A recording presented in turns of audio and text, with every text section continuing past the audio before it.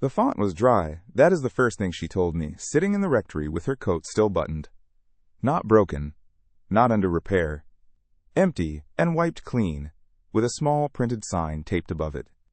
She had dipped her fingers into that marble basin every Sunday of her life, and on the morning she walked back into her own church, she reached for it without thinking, the way you reach for a railing in the dark, and her fingers touched dry stone. She told me she stood there longer than she should have. People moved around her. The sign above the basin asked her, politely, to refrain. She crossed herself anyway, out of habit, with a hand that had touched nothing. And she went and sat in her pew, and could not say why she felt as though something had been taken out of the room. I am a priest. I have been one for 40 years. For a good part of that time, I have done the work the church calls exorcism, which is not the work you have seen in films, and most of which is quiet and slow, and consists of paying very close attention to things other people have decided not to look at. I am a philosopher by training, in the line of Thomas Aquinas, which means I am suspicious of feelings that arrive without reasons, and equally suspicious of reasons that pretend feelings do not exist. So when a woman of 70-some years sits in my rectory and tells me that her church felt emptied because a basin was emptied, I do not dismiss her. I write it down.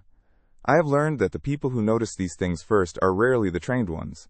They are the ones who have prayed in the same place for 50 years and know, the way a farmer knows weather, when the air has changed. I am going to tell you about a parish. It is not one parish. I have combined what I have seen across many places, many homes, many conversations, into one account, because the particulars would identify people who deserve their privacy, and because the pattern matters more than any single address. No name in this is a real name. No detail points to a living person. But every part of it is true in the way that matters, which is that it has happened and is happening in more places than I can count. Let me tell you, then, about the water, and about what came in once it was gone. The parish I have in mind was an ordinary one. Brick, mid-century, a little tired, the kind with a narthex that smelled of candle wax and old carpet. At each of the 3 doors stood a holy water font, 2 of them marble shells set into the wall, one of them a freestanding basin on a brass stand that wobbled if you leaned on it. Generations had blessed themselves there. A man coming in from the cold dipped his hand and touched it to his forehead before he had taken his hat off. A mother lifted a child to reach. The water was changed by the sacristan on Saturdays. Blessed, poured, the basin wiped, refilled. None of them thought about it. That is the nature of these things. They work most where they are noticed least. I knew this parish before the water went out of it.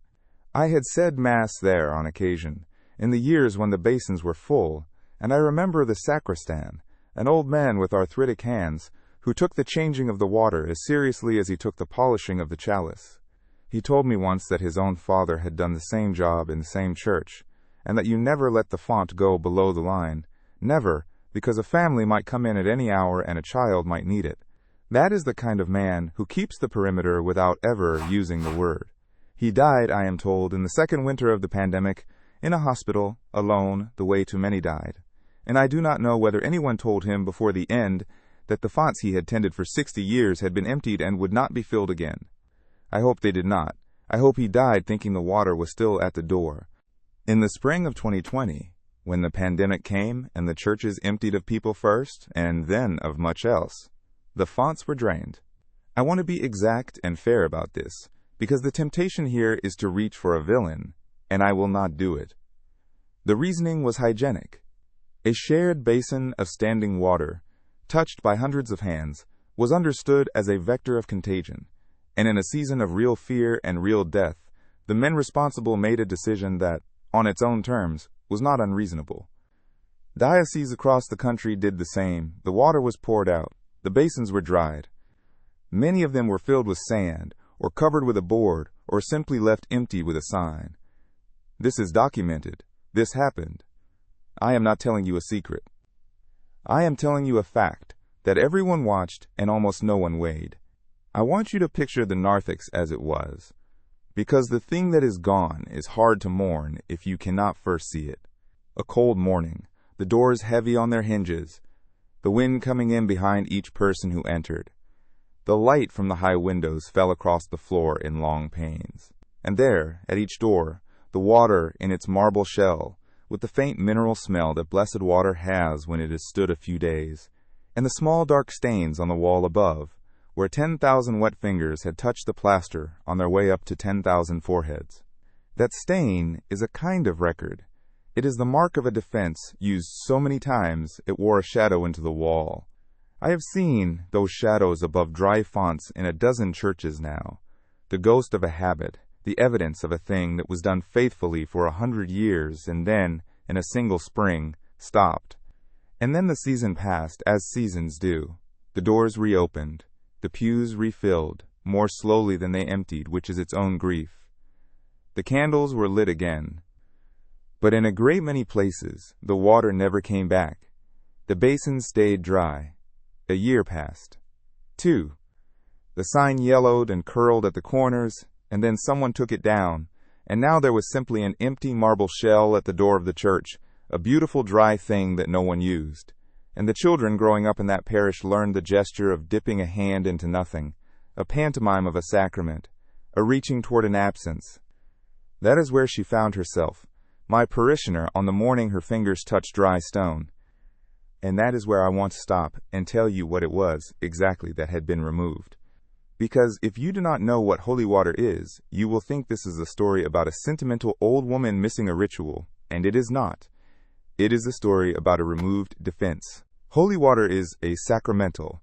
That word has a precise meaning, and I am going to give it to you, because the loss of the meaning is half of how we got here. A sacrament, there are 7, is an instrument Christ instituted, which gives the grace it signifies, of itself, by the very working of the rite. Baptism washes. The Eucharist is the body and blood of the Lord. These do not depend on your mood. A sacramental is something else. It is instituted by the Church, not by Christ directly, and it works not by its own power, but by the prayer of the Church and the disposition of the one who uses it. It prepares you to receive grace, and it removes obstacles. Holy water, blessed salt, the blessing of a home, the St. Benedict medal, the scapular, the rosary as a blessed object. These are sacramentals.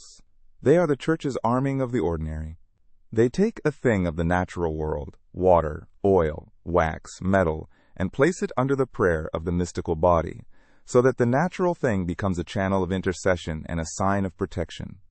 Now hear what the Church actually prays over the water, because this is the part that has been allowed to go quiet. In the traditional rite of blessing of holy water, the priest does not merely ask God to make the water nice. He exorcises it. He addresses the salt and commands, in the name of the living God, that it become a means of casting out the enemy. He addresses the water and exorcises it likewise, that wherever it is sprinkled, every unclean spirit be driven out and put to flight, that the adversary find no place there. He prays that this water carry the power to repel the devil and to guard the place and the persons on whom it falls.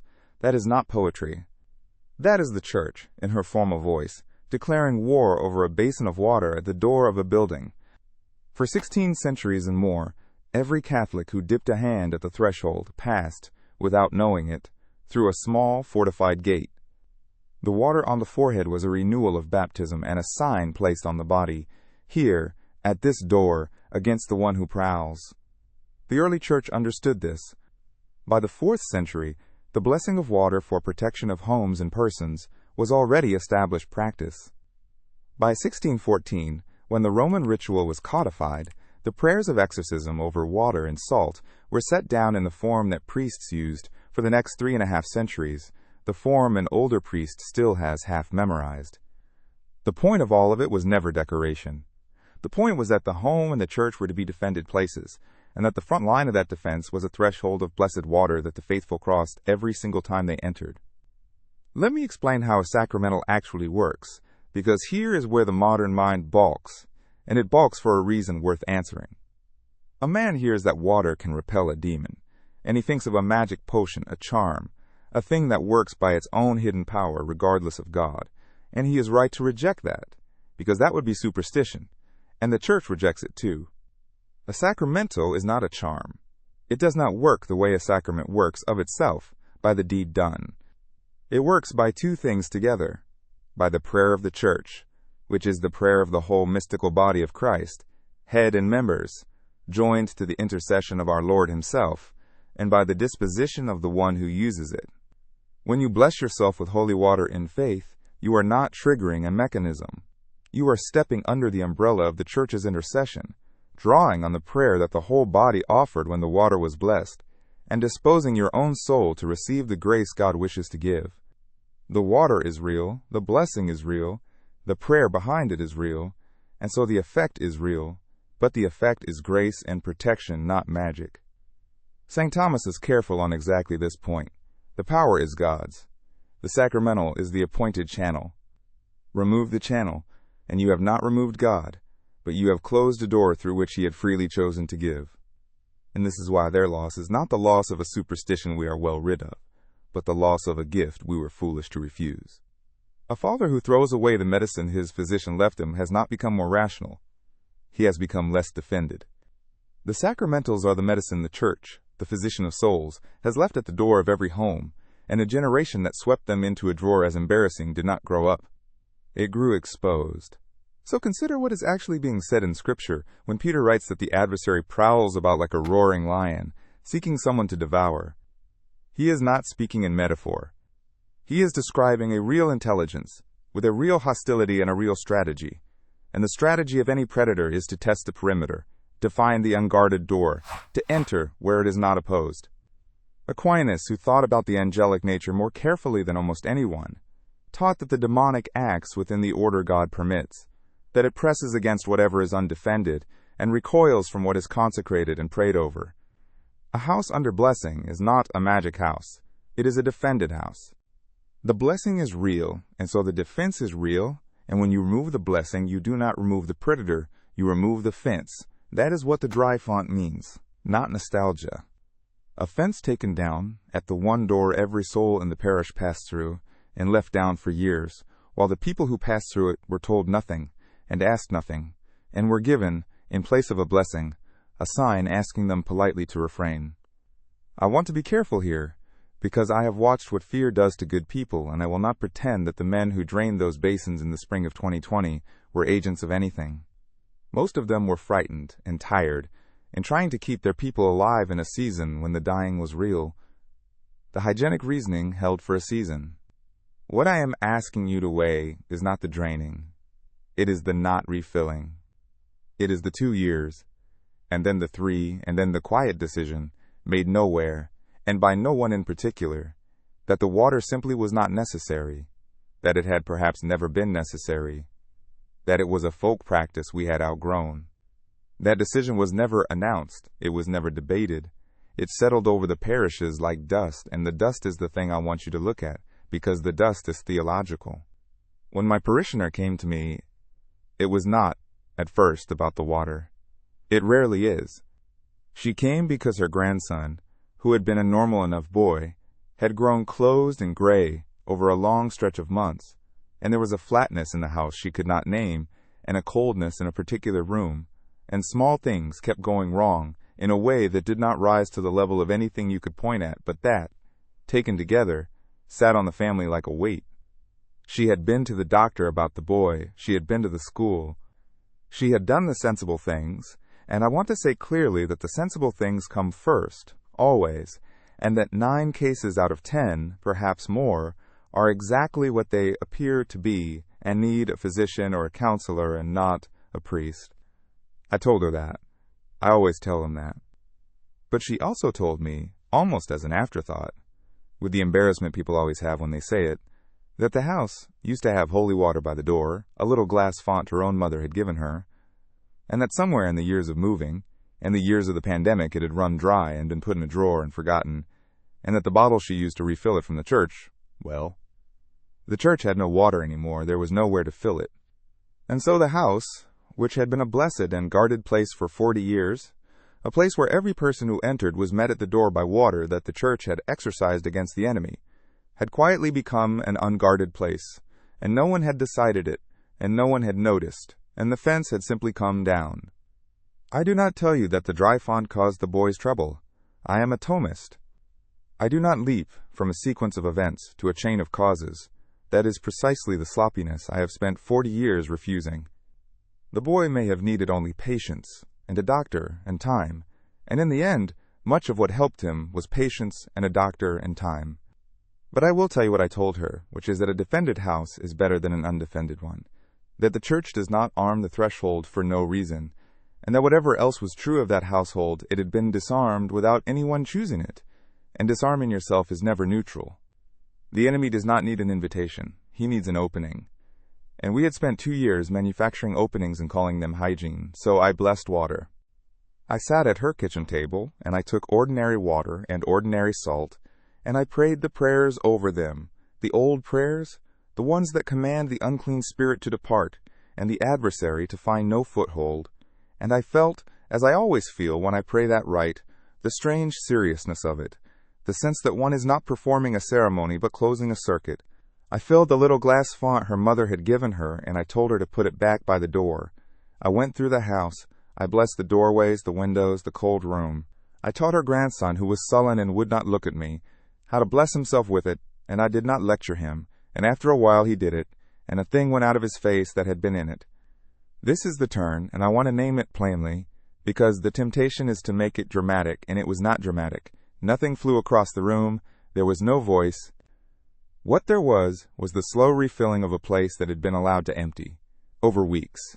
The coldness in the room thinned.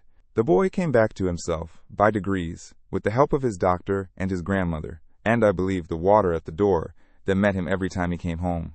I will not claim more than I know. I will not claim less. What I know is that an undefended house was defended again, and that the defending was an old thing the church has always done and had, in that place, simply stopped doing. Here is what filled the vacuum, in that house and in 100 houses like it, and it was not a monster. That is the thing I most need you to understand. When the water went dry, what came in was not a roaring lion at the door. It was a fog.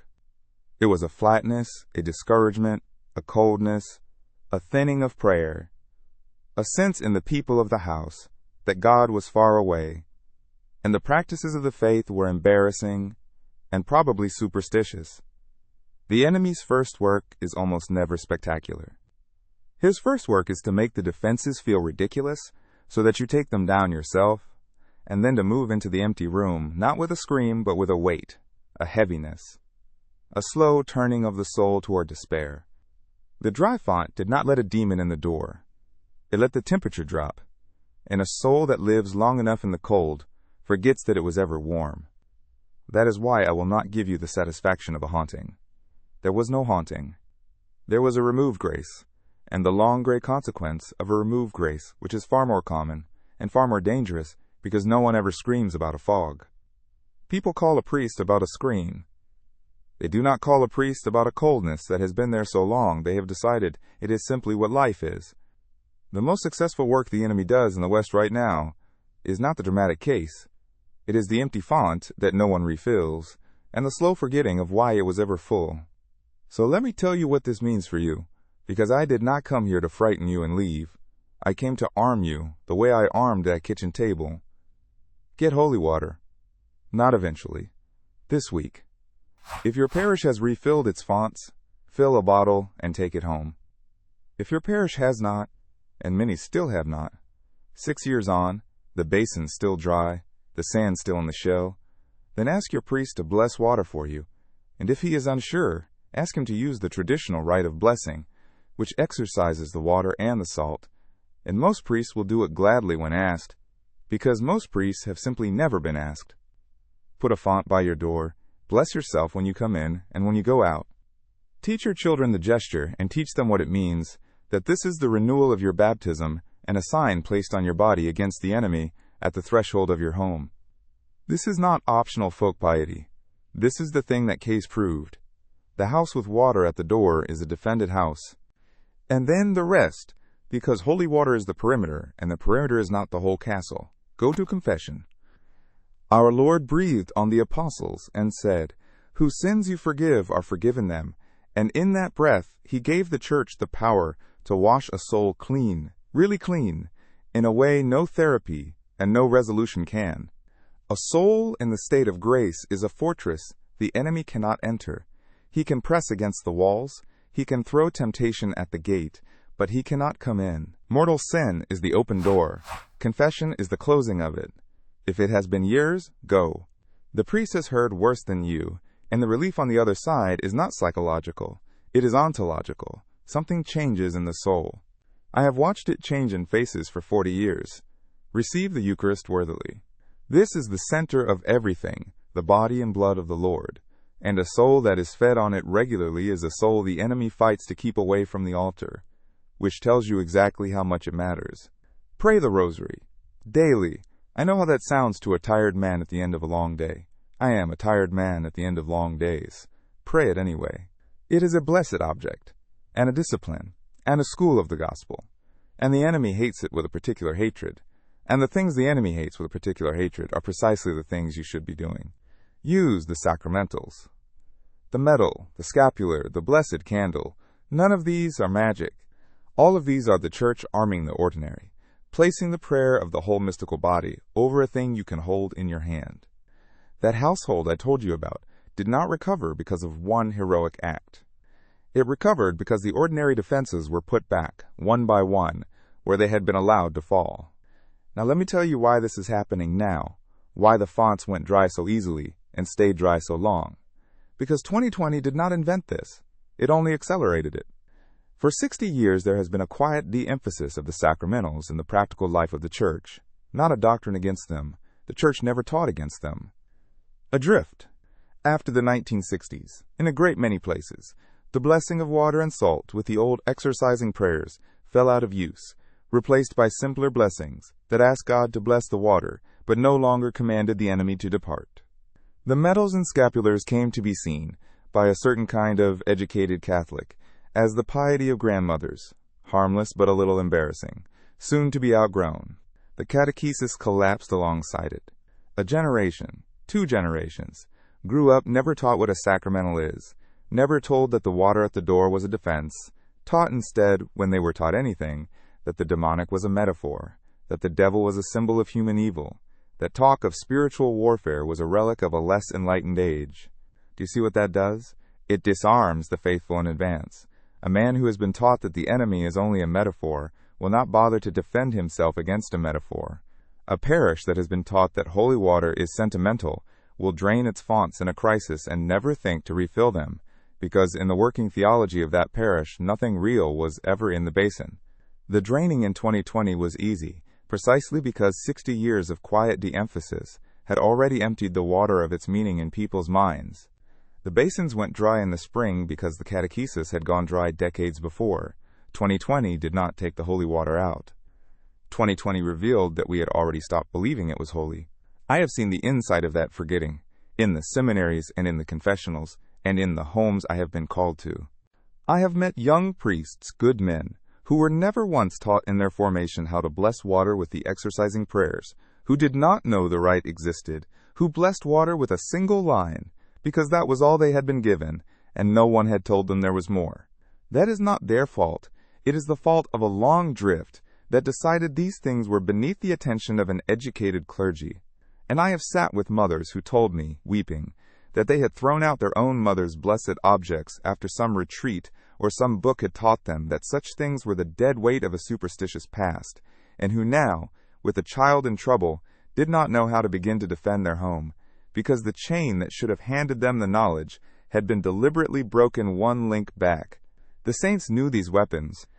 St. John Vianney, the holy curé of Ars, who fought the enemy by name in his own rectory, used the sacramentals as a soldier uses his arms, without embarrassment and without ceasing. Padre Pio kept them close. These were not simple men clinging to folk magic. These were men who had seen the enemy at close range and knew exactly what was in the water. So consider what was lost when the link broke. Not a custom, a transmission. The knowledge of how to defend a home was handed down, mother to daughter, sacristan to apprentice, priest to seminarian, for 60 generations, and in the span of 2, it was allowed to lapse, so that the people most in need of the defense no longer even knew it had existed. The dry font is the visible end of an invisible severing. The basin is empty because the memory is empty, and a memory, unlike a basin, is not refilled with a bottle and a prayer.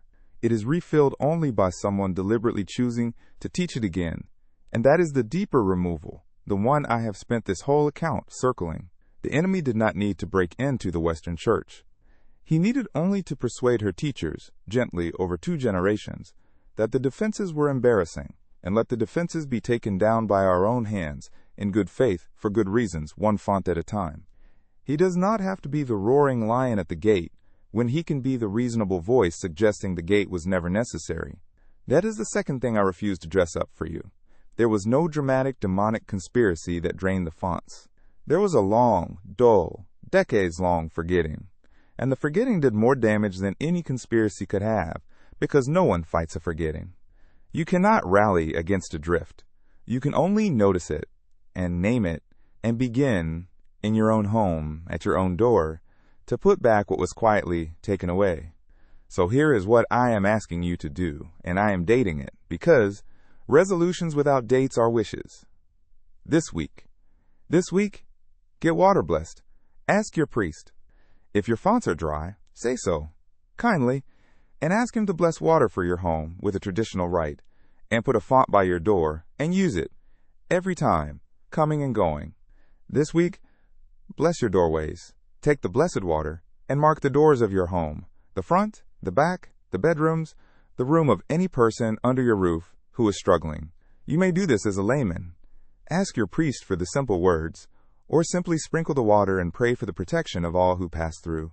A father has authority over his household. Use it to defend them. This week, go to confession. Not next month, this week. Close the open door. If it has been a long time, that is all the more reason.